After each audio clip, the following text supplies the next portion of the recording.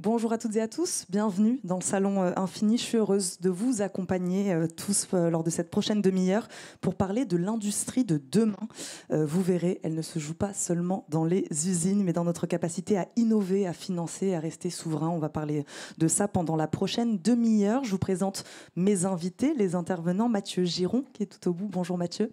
Bonjour. Merci de nous accompagner, responsable agence innovation Caisse d'épargne Aquitaine Poitou Charente. Clément Gallic m'accompagne également, cofondateur et CEO d'Unseen Labs. Bonjour. Bonjour. Et Philippe Noton est également à mes côtés, fondateur et CEO de Seapearl. Bonjour. Bonjour et bonjour à tous. Merci à tous les trois. Ma première question d'ailleurs, elle sera pour tous les trois. J'aimerais bien que vous répondiez à cette question. Le titre de la conférence est « Regard croisé sur l'industrie de demain ». Moi, j'aimerais peut-être en une phrase, si vous pouviez me décrire le plus grand défi de l'industrie de demain, selon vous. Ce serait quoi? Je commence par vous, Philippe. Alors, il y a plusieurs choses. D'abord, ça va être de définir ce qu'on appelle l'industrie. Fab, non fab, on en parlera. Et c'est surtout ce que va devenir l'industrie européenne. Quelle est la volonté politique? Est-ce que l'Europe doit être indépendante ou affirmer son indépendance ou rester en mode colonie numérique? On pose bien le sujet. Voilà. Ouais, moi, de mon côté, ce serait, alors, je suis tout à fait d'accord avec Philippe, le temps, la gestion du temps, parce que le monde va très très vite, beaucoup plus vite que nous. Et comment on fait pour ne pas se faire distancer, voire rattraper ceux qui sont devant nous? Pour moi, ce serait savoir conjuguer du coup les enjeux environnementaux, technologiques et de souveraineté. Voilà. Merci beaucoup à tous les trois de vous être prêtés au jeu. Unseen Labs, Seapearl, je n'ai pas présenté. Peut-être qu'on peut aussi décrire vos projets. Qu'est-ce qui fait la singularité de vos projets? Satellite pour Unseen Labs, supercalculateur pour Seapearl. Je ne sais pas, Philippe Noton, est-ce que vous voulez commencer?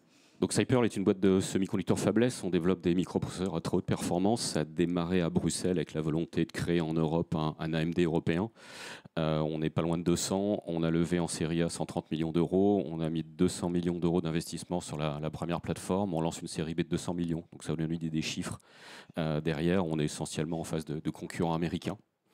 Mais tout le support qu'il y a derrière, qu'il soit à la fois européen et français, nous porte jusqu'au bout parce qu'on a passé plusieurs fois des paliers qui étaient considérés comme mission impossible. Je suppose dans le spatial, c'est un peu ça aussi. Oui, du coup, Unseen Labs, c'est un opérateur de satellite, donc c'est-à-dire qu'on possède notre propre constellation de satellites et on exploite les données et on en vend les services. Donc ce qu'on fait, c'est de l'observation de la Terre dans le monde de la radiofréquence. En gros, nos satellites sont des antennes dans l'espace qui récupèrent les signaux émis aujourd'hui par les bateaux et surtout les signaux passifs. C'est-à-dire qu'on est capable de suivre, de trouver les bateaux qui n'ont pas de balise de positionnement à bord. Ce qui nous permet de proposer des services de surveillance maritime, donc à vocation plutôt civile, l'action de l'État en mer aujourd'hui. Donc on a 17 satellites en orbite. On continue à déployer la constellation. On travaille dans le monde entier. On est 130 basés à Rennes. Et l'année prochaine, on tire une nouvelle gamme de satellites, donc beaucoup plus gros, qui vont nous permettre de faire le même type de service, donc continuer sur les mers évidemment, mais faire du suivi d'émetteurs et de bandes de fréquences sur les terres, dans l'air et dans l'espace, donc à partir de début 2026. Voilà. Merci beaucoup à tous les deux pour cette présentation. Mathieu Giron, quelle est l'histoire de votre rencontre avec ces deux pépites, ces deux innovations de rupture là? Alors, on s'est rencontrés il n'y a pas très longtemps parce qu'ils ont l'honneur d'être clients d'autres caisses d'épargne, donc Rhône-Alpes et Bretagne-Pays de Loire.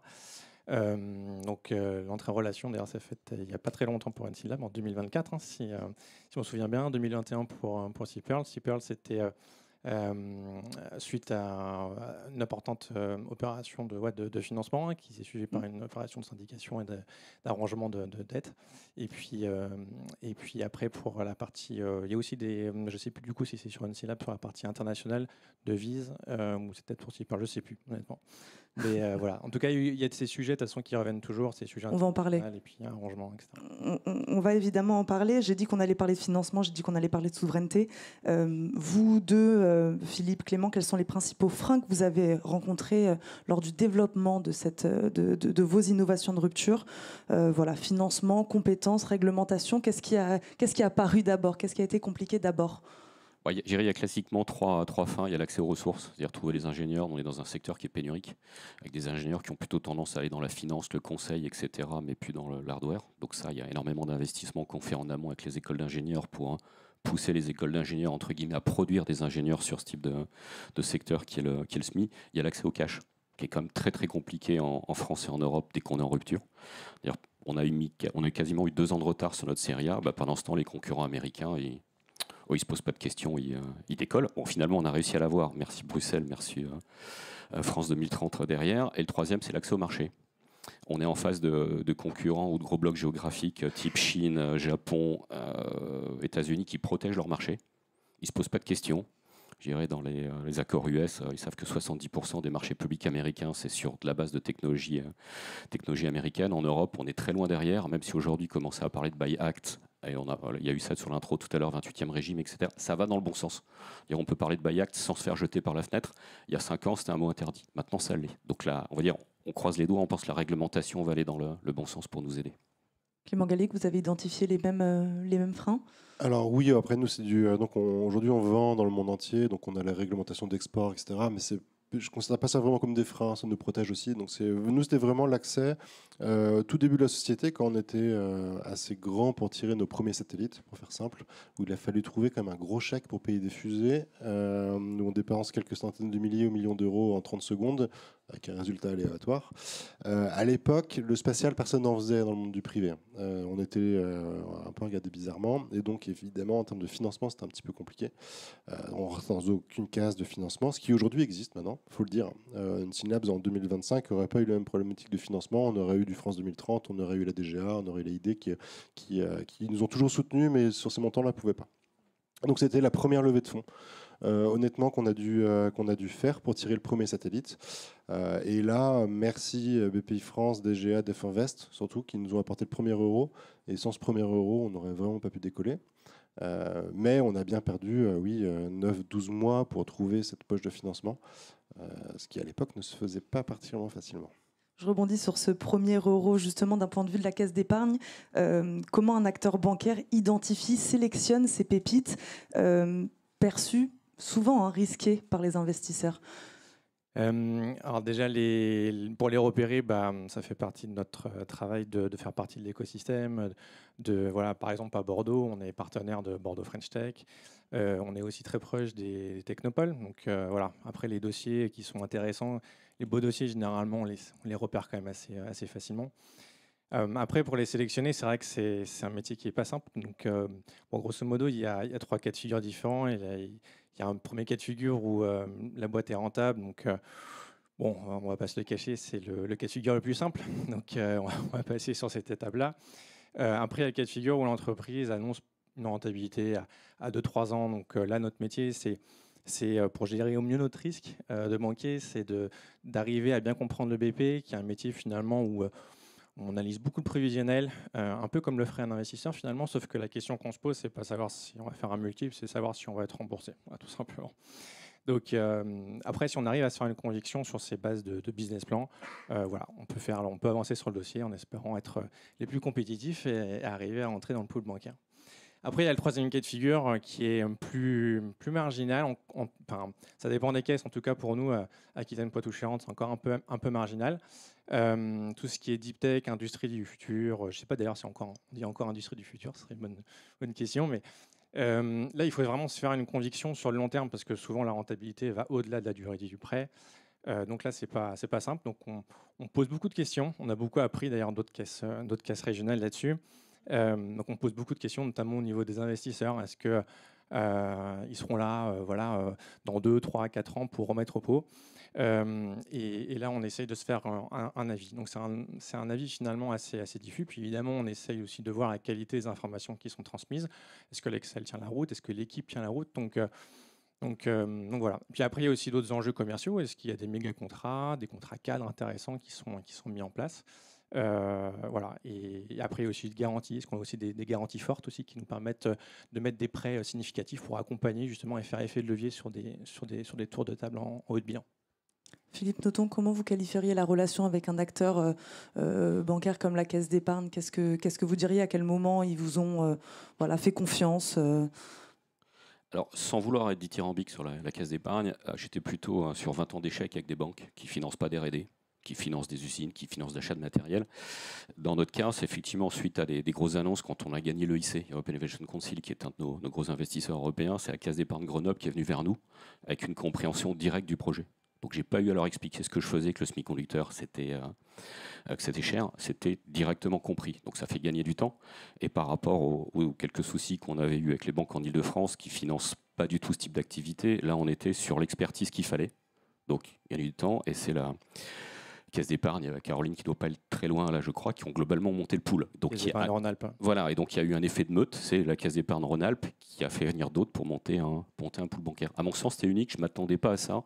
Je ne pensais pas pouvoir un pool bancaire aussitôt alors que on ne fait pas encore de chiffre d'affaires. On a clairement une vision sur ce qu'on veut faire. On a besoin d'énormément d'argent. Donc là, ça nous permet en plus de monter notre scoring bancaire. Mais voilà, ça nous a énormément aidé pour consolider le premier tour. En quoi justement l'ancrage territorial, ça a été aussi un atout stratégique, Clément? Alors nous, on a créé une boîte du spatial il y a 10 ans quand personne n'en faisait en Bretagne. On habitait à Toulouse, on est rentré à la maison en Bretagne pour créer la boîte. Donc c'est totalement incongru pour le monde du spatial. Il y a plusieurs raisons pour ça. C'est que déjà, on rentrait à la maison, ce qui n'était pas désagréable. En plus, il faut savoir que la Bretagne, c'est vraiment une terre à la fois d'innovation et de technologie. Nous, on avait besoin d'ingénieurs. Tu disais que tu avais du mal au début à recruter des ingénieurs. Nous, ce n'était pas tant le cas parce qu'en fait, il y a un gros pôle techno de la télécommunication, de l'IT en Bretagne et particulièrement à Rennes, qu'on a pu convertir assez simplement en spatial. On fait du spatial et vraiment ce qui est un dérivé de l'IT. Donc ça nous allait très bien. Il y avait un vrai pôle d'ingénieurs. On ramenait en plus en local une spécificité. Il y avait très peu de spatial, ou en tout cas de la façon dont on le faisait en Bretagne. Donc on était très bien accueillis. Et après, vraiment le tissu entrepreneurial où il y a beaucoup d'entraide, il y a beaucoup on a BCI, on a BDI, il y a beaucoup de supports, il y a BPI qui est aussi très implanté. Et puis après, là, pour en arriver à ce qui vous intéresse, la partie bancaire, nous, notre pool bancaire est uniquement composé de banques locales. Parce que c'est des gens qu'on a croisés à tous les événements, qui nous ont suivis les étapes les uns après les autres. Et c'est vrai que la Caisse d'épargne nous a rejoints, alors que en 2024, parce qu'il n'y a pas eu forcément d'occasion avant, et au moment où on a eu une très grosse levée de fonds, donc on a levé 95 millions d'euros, d'accélération, où là, en fait, très rapidement, ces acteurs locaux qu'on côtoyait, qu'on croisait, qui suivaient la société, étaient prêts à réagir hyper vite, être parfaitement alignés avec nos plans. Et donc voilà, c'est juste agréable de pouvoir avancer dans ces conditions où on a bien assez de problèmes à gérer au jour le jour, et avoir un pool bancaire à qui on a confiance et qui on s'entend, ça simplifie grandement la situation.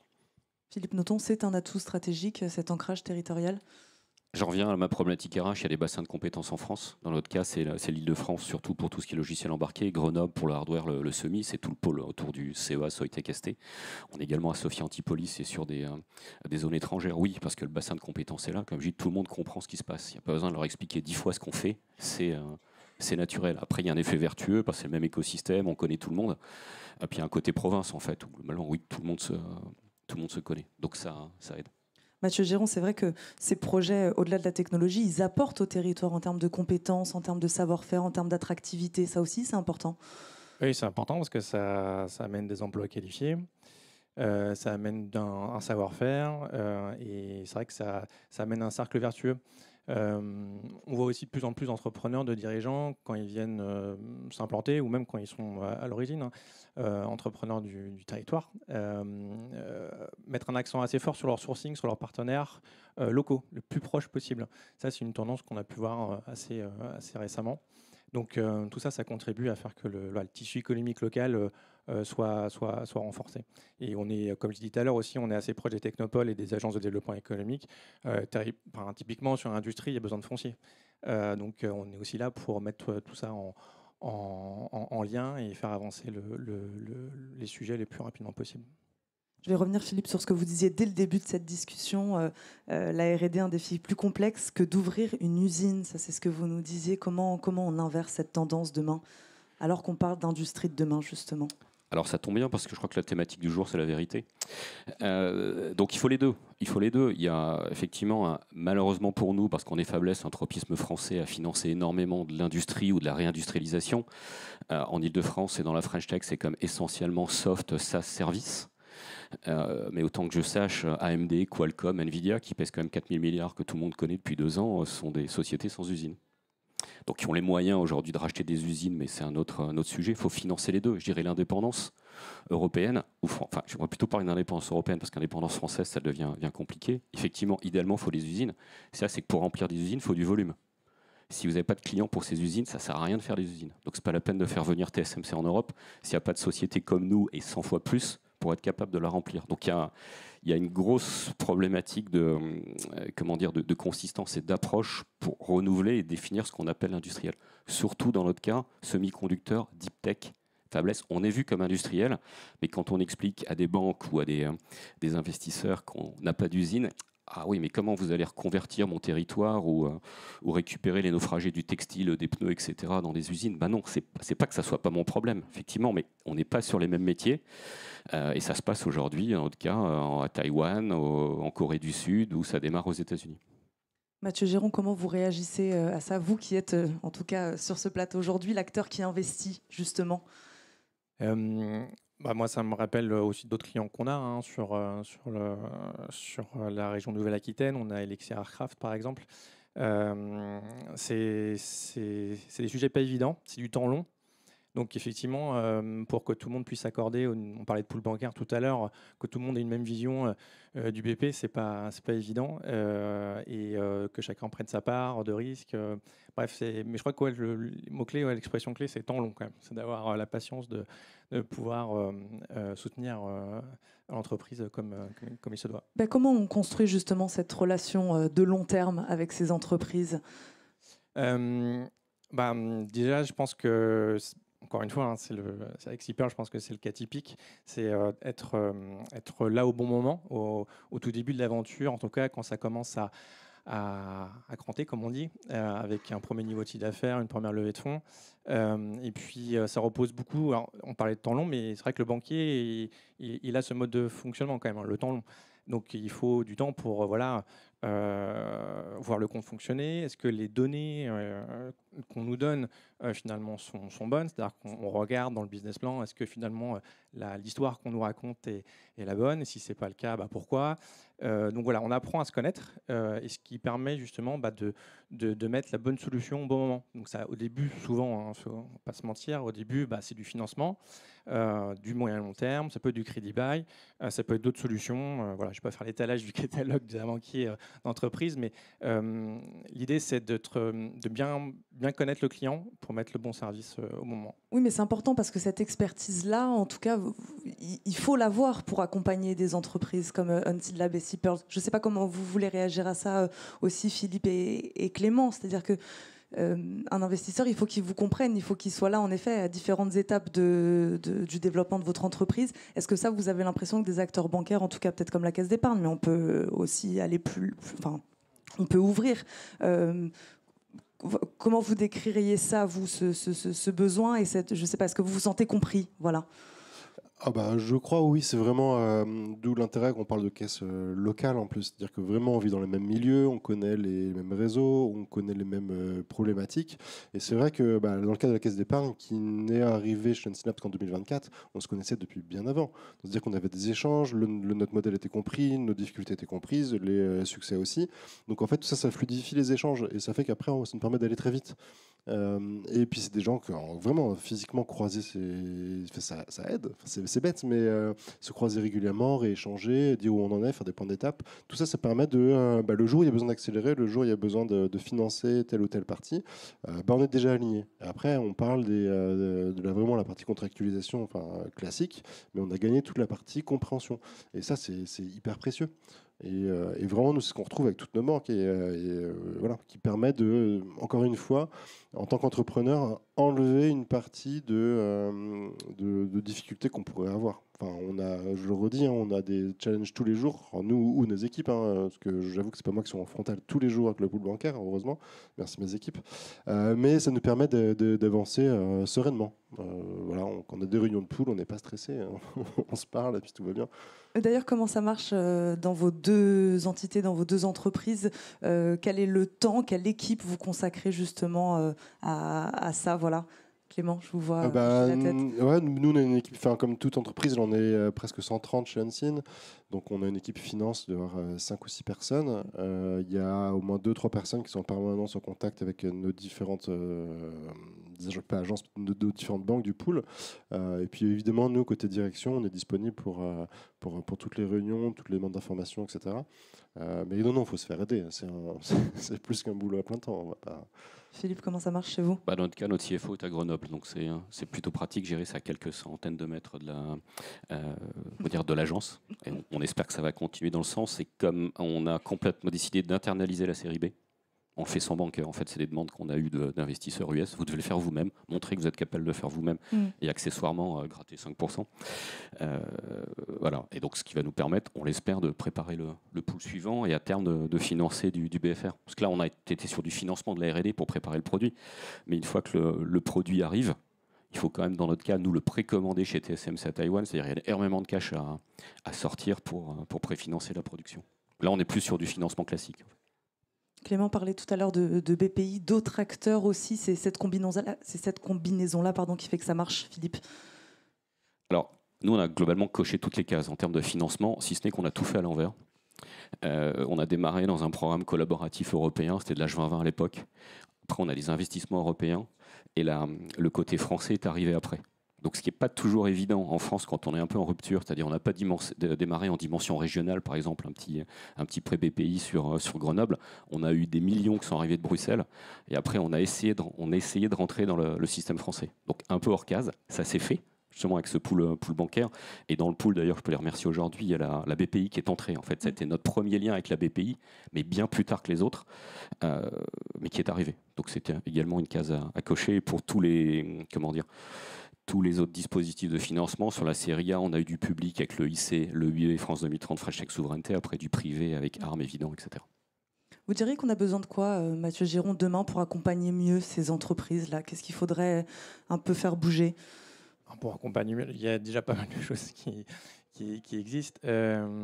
Après, au niveau des caisses d'épargne, il y a quand même pas mal de choses qui sont faites. Alors, il y a la partie dans le financement, il y a le dilutif et non dilutif.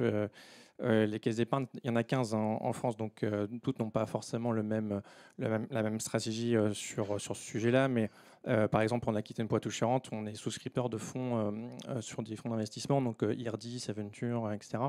Donc je pense qu'à la limite, ce qui pourrait peut-être plus un peu mieux faire, je pense que là-dessus, c'est un sujet chez nous, par exemple, on va sûrement se développer à ce niveau-là.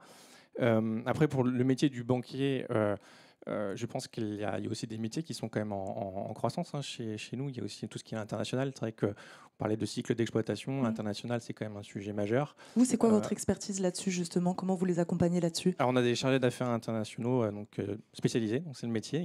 Ils accompagnent nos chargés d'affaires entreprises au quotidien, au rendez-vous client. Ce qui est bien avec l'industrie, c'est que c'est des flux physiques. Donc, il y a des choses matérielles. C'est plus simple à appréhender pour un banquier. Donc, il y a du stock, il y a de l'export, il y a de l'import, voire du grand import. Donc, typiquement, sur ce genre de service qui revient finalement à financer du court terme, on finance plutôt des opérations, un cycle d'exploitation. Et donc, ça permet de mettre des solutions comme de l'avance en devise, par exemple. Là, on avance du cash pour financer ce cycle.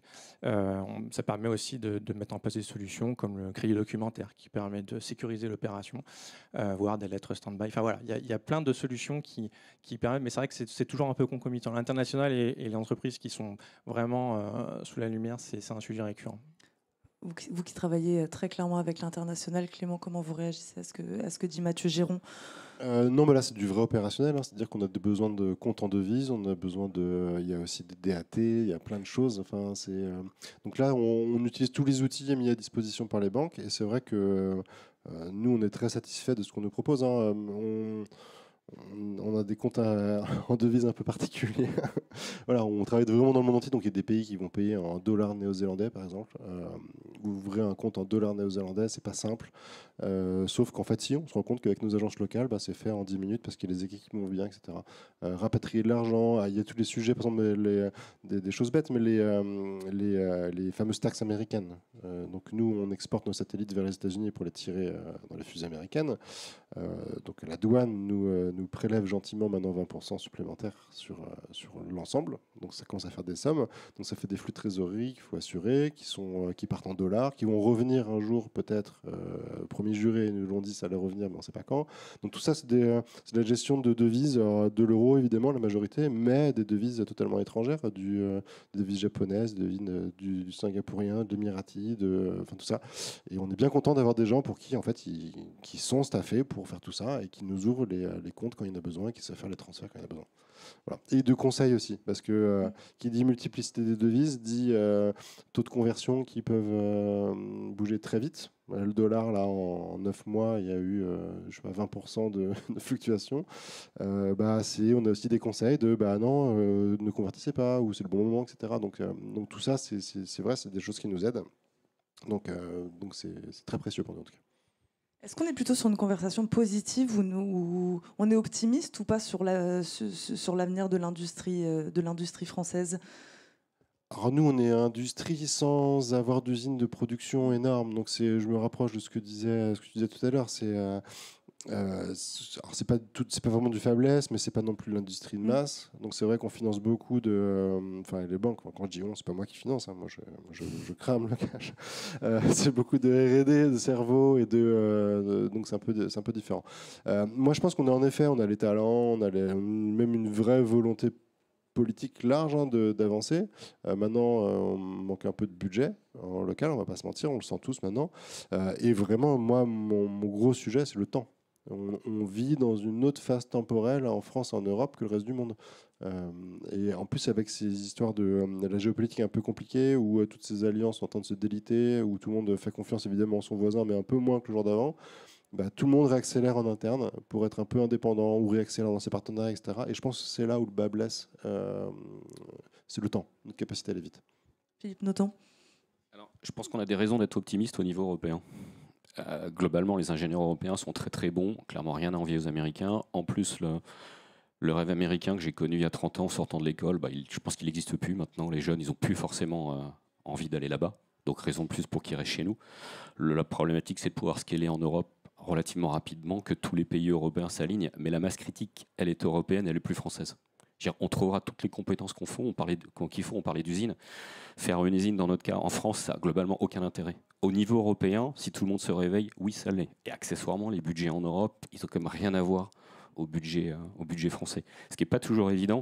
Ce qu'on a pu voir, comme on est impliqué dans des programmes français, des programmes européens, c'est cette délégation à l'Europe qui ne marche pas toujours très bien. Quand un projet a été revu par des reviewers européens, ce n'est pas forcément accepté par la France. Parce qu'en fait, c'est un peu une délégation de souveraineté et ils veulent faire une deuxième révision de copie en France pour s'assurer que les Français sont d'accord. C'est là où il va falloir, je pense, évoluer beaucoup plus dans ce sens-là et déléguer plus de choses à Bruxelles, parce que tout ce qui est écosystème Horizon Europe, c'est comme colossal en termes de budget. Ça finance du SMI, ça finance de la bio, ça finance du spatial, ça fait plein de choses et je vois venir là-bas. Donc je suis colère. Alors c'est peut-être pas la bonne place pour le dire, mais je suis plutôt européen que français sur cet aspect-là.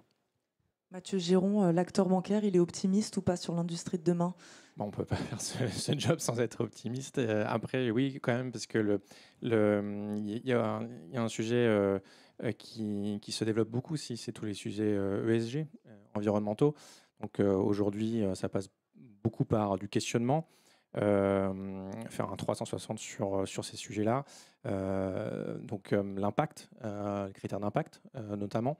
Et demain, ce sera probablement d'un système de notation qui va permettre d'accompagner plus fortement les entreprises qui sont prêtes à jouer le jeu et de se développer en respectant ces critères-là.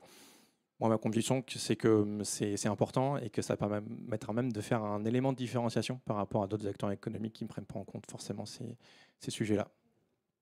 Merci à tous les trois d'avoir discuté avec nous de l'industrie de demain. On peut les applaudir. Merci beaucoup. Merci.